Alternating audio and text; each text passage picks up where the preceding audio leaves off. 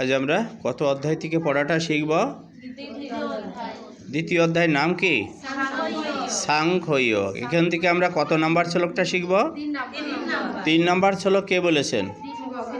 শ্রী ভগবান বলেছেন। আমরা শব্দগুলো জেনে নিই। কলৈব্যামাস্ম গাম পার্থ নয় এতত্তই উপপদ্যতে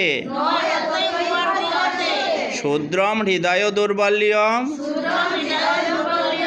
তয়োক্তা উত্তিষ্ঠ পরন্তপ। কলৈব্যামাস্ম গাম পার্থ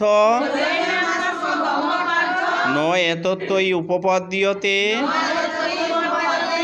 শূদ্রম হৃদয় দুর্বল্যম তয়োক্তা উত্তিষ্ঠ পরন্তপ। কলৈব্যামাস্ম গাম পার্থ নয় এতত্তই উপপদ্যতে শূদ্রম হৃদয় দুর্বল্যম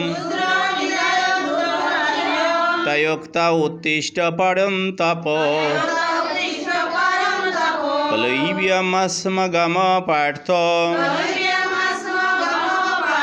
নয় এতত্তই উপপদ্যতে শূদ্রম হৃদয় দুর্বল্যম তয়োক্তা উত্তিষ্ঠ পরন্তপ।